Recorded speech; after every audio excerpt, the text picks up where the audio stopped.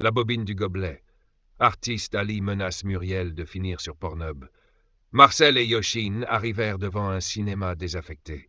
Un vieux cinéma de bord de route, une façade mangée par l'humidité, des affiches arrachées, une caisse vide, des vitres opaques, et au-dessus de l'entrée, un nom presque illisible qui pendait encore comme une dent carriée. À l'entrée, posée contre une marche, il y avait une bouteille de vodka vide. Yoshin s'arrêta. « Je n'aime pas cet endroit. » Marcel descendit de sa bicyclette. Il regarda la bouteille, puis la porte, puis le noir derrière la porte. « Moi non plus, dit-il. Alors on peut partir ?» Marcel ferma les yeux. Le vent passa dans les affiches mortes. Quelque chose vibrait au fond du bâtiment. Pas un bruit, pas vraiment une voix, une tension, une force. Un tremblement d'âme, comme lorsqu'un homme trop plein de lui-même sent que le monde ne le regarde plus dans le bon sens. Marcel rouvrit les yeux. « Viens, dit-il. Je sens un Cosmo torturé, mais très puissant. » Yoshin pâlit davantage, ce qui est un exploit chez les fantômes. « C'est dangereux ?»« Oui. C'est quoi ?» Marcel poussa la porte. Artiste Ali. Ils entrèrent. Le hall sentait le velours moisi, la poussière chaude, l'alcool froid et les vieilles projections. Des fauteuils éventrés dormaient dans la grande salle, rangées rouges devenues brunâtres, comme si des spectateurs morts depuis longtemps avaient quitté les lieux en laissant leur corps sous forme de mousse. L'écran au fond était troué. La lune passait à travers. Yoshin serra le bras de Marcel. « Il est où ?» Marcel leva la tête. « Dans la salle des machinistes. » Au-dessus d'eux, derrière une vitre sale, une lumière tremblait. Ils montèrent un escalier étroit. À chaque marche, on entendait un craquement. Pas le craquement du bois, le craquement d'un égo. La salle des machinistes était ouverte. À l'intérieur, Artiste Ali se tenait debout devant un vieux projecteur.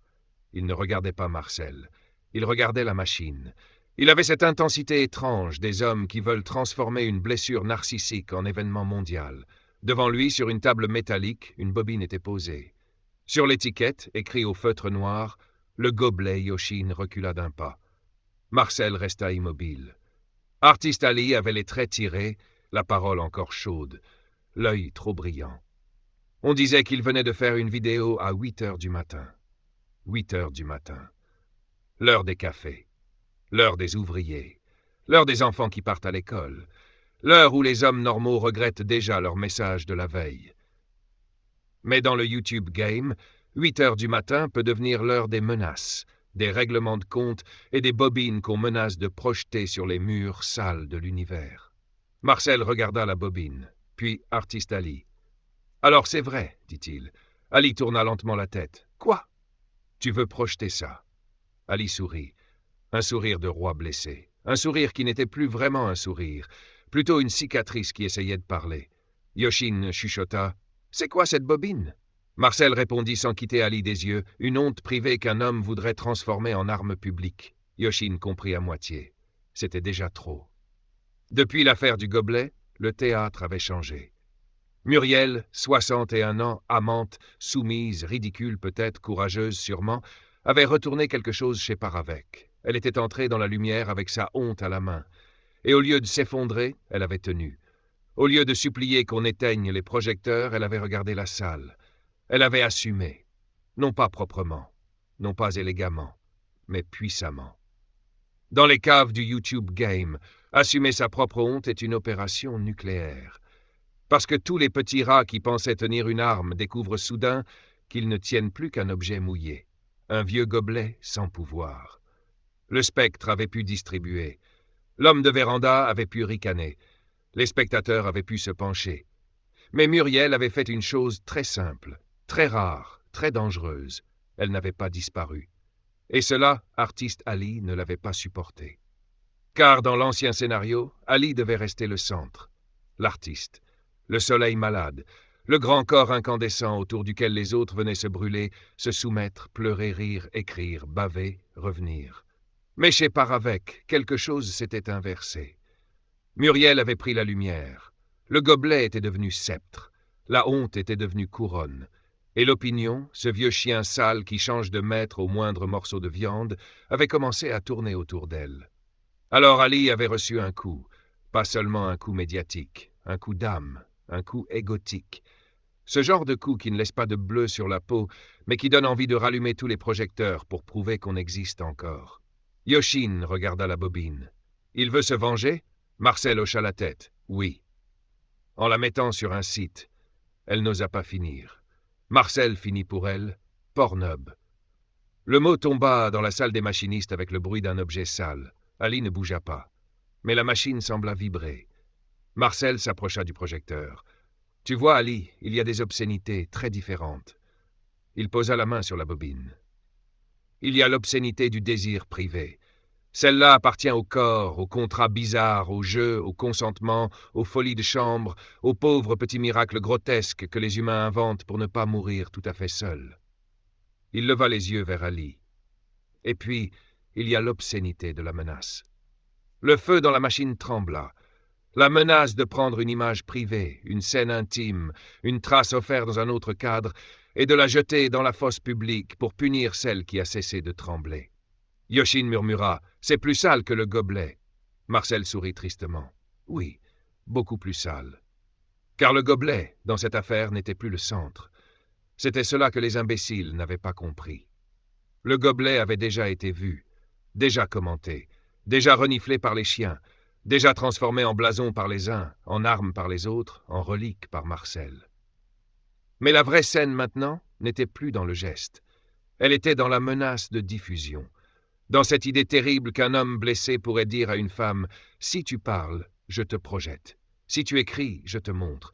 Si tu me reprends la lumière, je te jette nu dans le grand égout numérique. » La guerre entre Ali et Muriel était ouverte.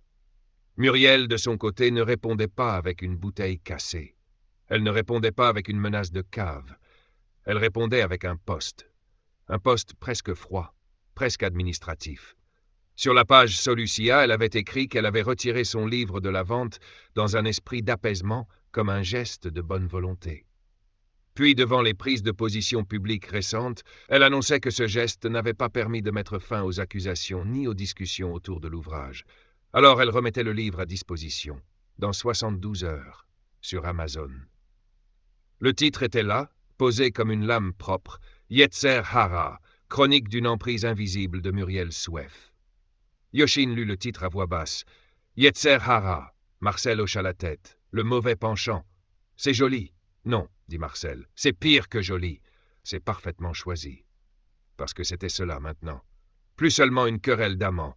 Plus seulement une histoire de gobelets, de honte, de vidéos, de domination privée devenue matière publique. C'était une guerre entre deux supports. Artiste Ali menaçait Pornhub. Muriel répondait Amazon. Lui brandissait la bobine. Elle sortait le livre. Lui menaçait l'image. Elle menaçait le récit. Lui disait « Je peux te montrer ». Elle répondait « Je peux te nommer ». Et sur la couverture, selon ce qui circulait déjà, l'ombre d'Artiste Ali lui-même planait comme une affiche de film maudit. Alors Marcel comprit que la tension venait de monter d'un cran, car une vidéo peut humilier. Mais un livre peut installer une version. Une vidéo éclabousse, un livre archive. Une vidéo fait rire les chiens pendant 2 jours. Un livre peut rester posé sur une table, revenir dans une recherche, sortir d'un carton, tomber entre des mains qui ne connaissent même plus la guerre d'origine.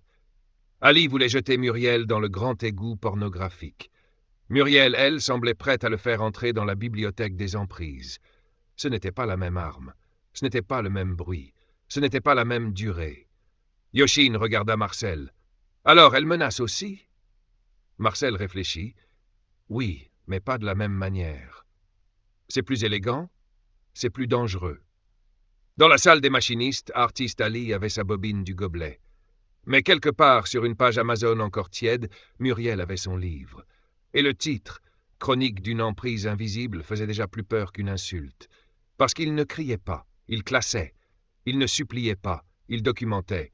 Il ne jetait pas une image, il construisait un dossier sentimental. Marcel regarda le vieux projecteur. Ali croit peut-être tenir Muriel par l'image. Mais Muriel vient de rappeler qu'elle possède autre chose. Quoi? La narration. Yoshin comprit immédiatement que c'était grave. Chez les vivants, on peut survivre à beaucoup de choses, à une honte, à une vidéo, à une rupture, à un rire. Mais survivre au récit que quelqu'un construit sur vous, c'est une autre affaire. Surtout quand ce récit porte un titre comme une malédiction hébraïque et promet de raconter une emprise invisible. Alors la guerre n'était plus seulement ouverte, elle devenait littéraire. Et Marcel aimait les guerres littéraires. Elles font moins de sang sur le moment, mais elles tâchent plus longtemps. Artiste Ali posa la main sur le métal. Il était beau, d'une certaine manière. Pas beau comme un saint, beau comme une catastrophe. Un cosmos torturé, oui. Très puissant, oui.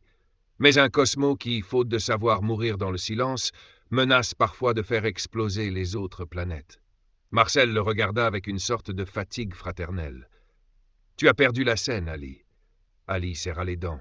« Je n'ai rien perdu. »« Si. » Le projecteur grinça. « Chez Paravec, Muriel t'a pris quelque chose. Pas ton secret, pas ton honneur, pas ton histoire. Elle t'a pris le centre. » Yoshin regardait Marcel avec inquiétude. Il continua. « Et depuis, tu veux remettre la main sur la projection. » Ali ne répondit pas. « Mais si tu projettes cette bobine, tu ne redeviendras pas le maître du film. Tu deviendras seulement l'homme qui n'a pas supporté qu'une femme survive à sa propre honte. » La phrase resta suspendue. Même les fauteuils éventrés semblèrent écouter. En bas, dans la grande salle, des ombres prenaient place. Mendès dans un coin, peut-être avec son panneau danger. Géry flottant entre deux rangées, une loutre dans un vieux multiplex. Le spectre sous un siège, grattant le tissu avec ses petites pattes. L'homme de véranda derrière une vitre imaginaire. Tout le public salle du YouTube Game venait sentir la bobine. Yoshin recula encore. « Ils veulent voir ?» Marcel hocha la tête. « Bien sûr. » « Pourquoi ? Parce que les gens qui n'ont pas de théâtre intérieur réclament toujours la projection des autres. Muriel, elle, n'était pas là. Pas physiquement. Mais son absence occupait la pièce. C'est cela, parfois, la force des personnages. Ils ne sont pas présents, et pourtant, tous les gestes tournent autour d'eux. Sur la bobine, il y avait écrit « Le gobelet ». Mais dans la salle, le vrai titre était ailleurs.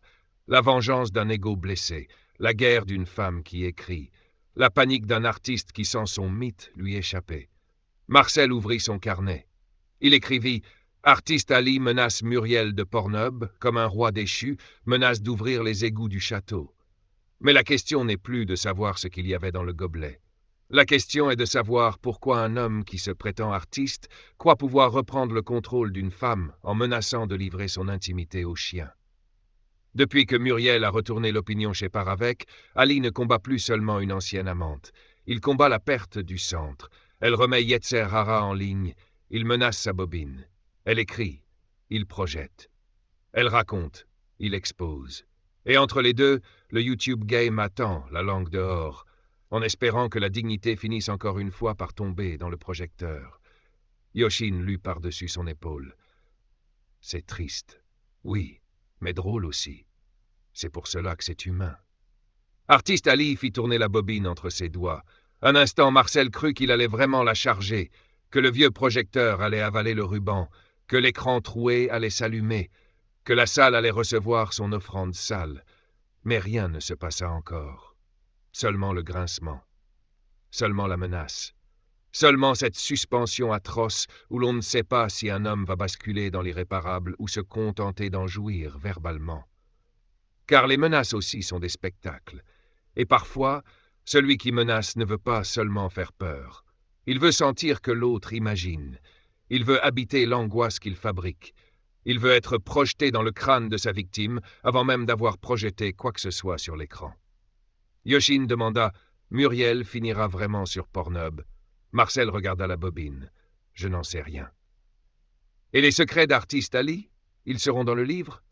Marcel regarda la salle vide. « Je n'en sais rien non plus. »« Alors tu sais quoi ?» Marcel referma son carnet. « Je sais que la guerre a changé de support. » Elle ne comprit pas. Il expliqua. « Avant, c'était une guerre de honte. Maintenant, c'est une guerre d'archives. Lui a la bobine. Elle a le livre.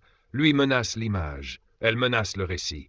Et dans un monde où tout se conserve, celui qui croyait posséder la mémoire de l'autre découvre parfois que l'autre écrivait aussi. » Yoshin frissonna. Marcel prit doucement la bobine. Ali le regarda. Pendant une seconde, le cinéma entier sembla retenir sa respiration. Marcel ne détruisit pas la bobine. Les fantômes ne détruisent pas toujours les preuves. Parfois, ils les déplacent. Il la posa sur une chaise au premier rang comme un objet de procès. Puis il se tourna vers l'écran troué. La plus grande faiblesse d'Artiste Ali, dit-il, c'est qu'il croit que tout doit finir projeté. Il regarda la salle vide. La plus grande force de Muriel, pour l'instant, c'est qu'elle a compris que parfois, il suffit de rester debout pendant que les autres attendent ta chute. Yoshin sourit à peine.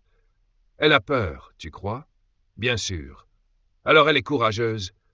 Le courage, ce n'est pas ne pas avoir peur, c'est remettre son livre en ligne pendant qu'un homme menace de rallumer le projecteur. En bas, les ombres remuèrent. Le spectre grinça. La loutre glissa entre deux fauteuils. La couleuvre respira derrière la caisse. Tout le vieux bestiaire attendait le prochain épisode. Marcel et Yoshin redescendirent l'escalier. La bouteille de vodka vide était toujours devant l'entrée. Yoshin la regarda. « On la laisse ?» Marcel enfourcha sa bicyclette. « Oui. Pourquoi ?»« Parce que certains objets expliquent mieux une scène que tous les commentaires. » Elle monta derrière lui. Le cinéma désaffecté resta derrière eux, avec son écran troué, son projecteur malade, sa bobine du gobelet et son artiste blessé dans la salle des machinistes.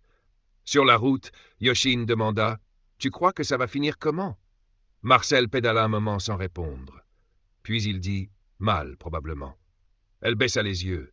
Puis Marcel ajouta « Mais littérairement. » Dans la nuit, la bicyclette disparut. Et derrière eux, le cinéma ressemblait à une bouche noire prête à avaler la prochaine image.